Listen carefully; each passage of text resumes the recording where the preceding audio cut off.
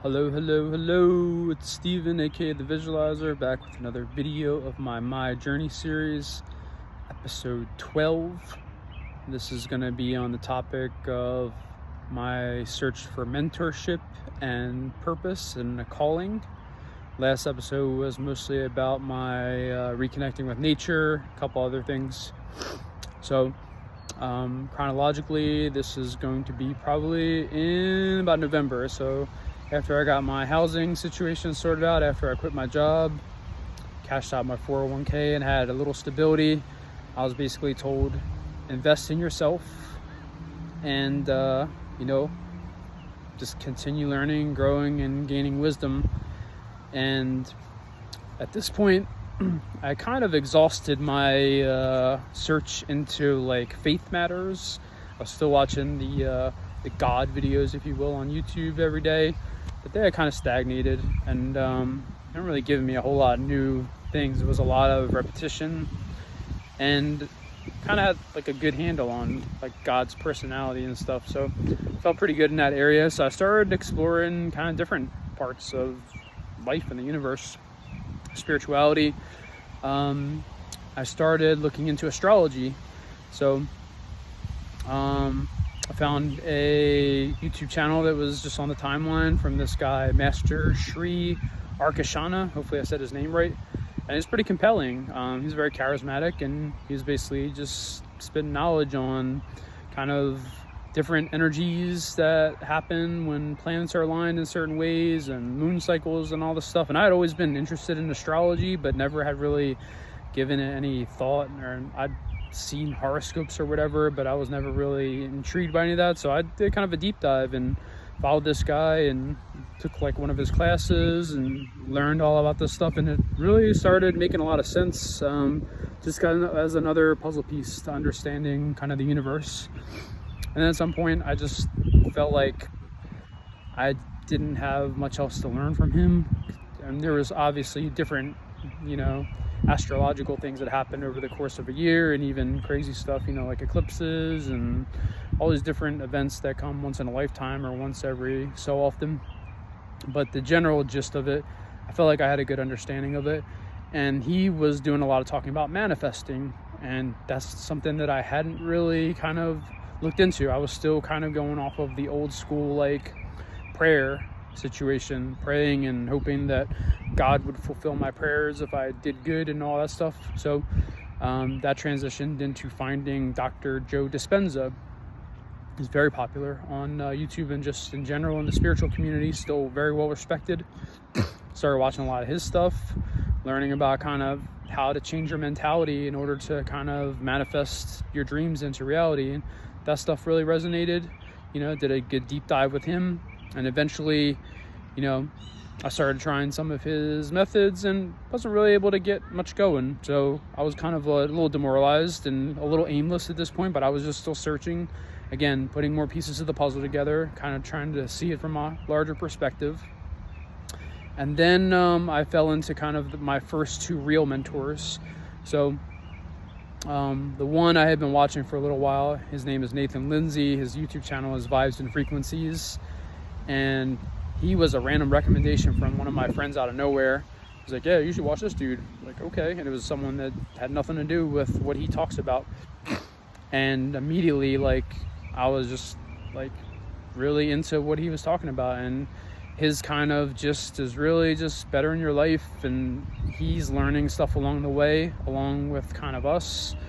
So I've been watching him for a while, and he's, attended some of his seminars, and just a good dude who has a really good perspective and a lot of life experience dealing with kind of adversity and figuring things out in different ways. And he's not the authority on anything, but he certainly pointed me in the right direction in a lot of cases. So big ups to Nathan, my man. And the second of one of my mentors is Danielle Lynn, and she reached out to me. She saw one of my content creation videos on hypnosis topic and left a comment. Obviously, anybody that chimes in, I'm showing love, and I checked her out, and she has amazing content, and just started following her. And her thing is really just how to get into a flow state and surrender your life and just go with your intuition and think positively and all that kind of stuff, and really resonated. And she's just had very topical videos come up, that stuff that I just needed to hear during that day, because a lot of these people, it's just divine timing. They are projections of you, and they are delivering messages just at the time you need them. So they have been influential in my spiritual development, Nathan and Danielle. I just want to thank them. I don't know if they're going to see the video or not. I know Danielle checks out some of mine periodically. And joined a little group with Danielle. We have a little kind of soul tribe community that we still chat with, and we've had kind of regular meetings. So that's all really worked out well. Just finding, people that vibe with you, are on the same kind of wavelength and are aligned to kind of what you're trying to do. So that's been very helpful, considering that I had to kind of ditch all my friends. Just finding that community has been invaluable to kind of share my experience and not being judged by anybody, which is unfortunately what most of the rest of my ex-friends have done. More mentors. So I joined 2 other communities and got really close to people in there. I'm not going to name the names. The first one was around the same time, and she was amazing. She still is. And when we got close, she actually put me onto the world of tarot. It wasn't anything that I had even considered. I had known about tarot readings or whatever, but never knew kind of like how powerful they can be. And she offered to do a tarot reading for me because I was a bit lost, particularly looking for my calling in life at this point. This was in December of 2023. So she did a reading for me. And she's the one that actually pointed me in the direction that I should look into energy healing, which is something I had never heard of. And then her and some other people in the community, we started kind of making some plans. And then unfortunately I had a falling out with her and was asked to leave her community. And that was a hard lesson learned, but it needed to be done. And then I found another community with another guy that really resonated with me, got close with him. And then after a month, kind of a pretty similar thing happened. Just had a misunderstanding with him and was asked to leave that community. So been excommunicated from 2 spiritual communities. But I just took it in stride, and I knew that those were things that were meant to happen along the way to teach me hard lessons. And I did learn some valuable lessons from that, particularly about kind of watching my words, because I still had remnants of kind of being sarcastic.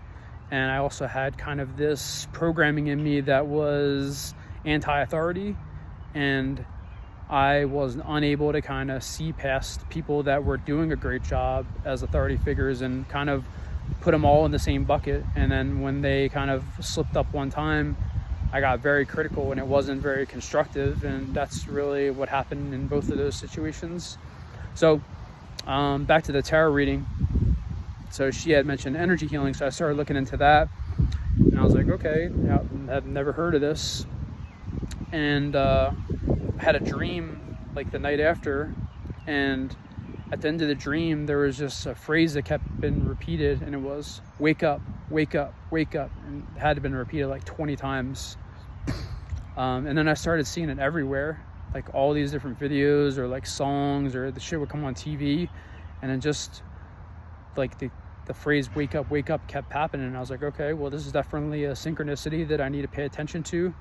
And then I like Googled energy healing. I was just doing another deep dive, and I saw like one of the options that came up near the top was a academy called Awake. And I was like, okay, wake up, wake up, wake up, awake. Let me look into this. And I checked it out, and it just seemed like very interesting. And at this point, I was looking for like a real direction to go in as far as like what I should be doing next. I felt like I was stagnating and nothing was really coming to me, and all the synchronicities that kind of led to this moment, I was like, okay. So at a pretty great cost, I signed up for this academy, and one of the best decisions of my life. So now one of my mentors there is the person who founded it, Dr. Rebecca Sullivan, and she's just been amazing in my life and in my spiritual development, and really helping me train to become an energy healer and a light worker. And just can't say enough good things about her or her academy program. and the community there that I've met. We are on calls doing training and doing other stuff probably like 4 days a week. So it's really kept me busy and kept me with good people and good company. So it's just been a dream come true to find people that really resonate with you, that you can be honest with and kind of share things. And the amount of growth and healing that I've done since I joined the academy in December has just been immeasurable. And then my last mentor was someone that came up near the beginning of my journey. Her name is Sylvia Sallow, and I was pointed in another direction kind of a few months after I joined the Awake Academy, and it was, yes, you're meant to be a healer, but you're also meant to be a leader. And leadership is something that I've always been very reluctant about. Seemingly, I always fall into these kind of leadership positions, whether it's been like work, friends groups, school. Like I've always kind of been the one to I'll reluctantly coordinate things just to make sure they get done or get done the right way. But I've always been hesitant to be the leader because I just had shit for self-esteem, and I had been burnt by being in a leadership position in one of my first jobs where things went horribly wrong, and the president of the company had a big meeting, basically told me that I was the worst supervisor or manager he had ever seen in his life, and I got terminated from there off of something that other people did. That really scarred me, and I was like, I'm never doing that shit again. I'll just be a worker. I don't want to be responsible for anyone else. And that's kind of the mentality that I held my entire life. So I've always been a reluctant leader, but as Sylvia mentioned, those typically make the best leaders. It's usually something that you don't want to do, that you're forced into it, and those are the personalities that are the most trustworthy, because most of the other leaders in the world are these delusional alpha male types generally that are really in it to consolidate power and greed and just have shit attitudes towards the people that they're supposed to be leading. So I was inspired to reach out to Sylvia, and she offers a leadership course, and I've been doing that for the past few months, and that's been transformative as well. So really been growing in my power, stepping into what I'm doing now, just speaking my truth, and just continuing to learn about how I can be a better leader of myself and of others. So that's my mentors, and all of them have gotten me to this point, and I'm really taking big steps every day, just trying to get better, trying to find kind of different ways that I can help people and do what I'm meant to do in this life. So I'm gonna cut off there. Thank you again for watching. Hope everyone has a great day. Peace, love, and light.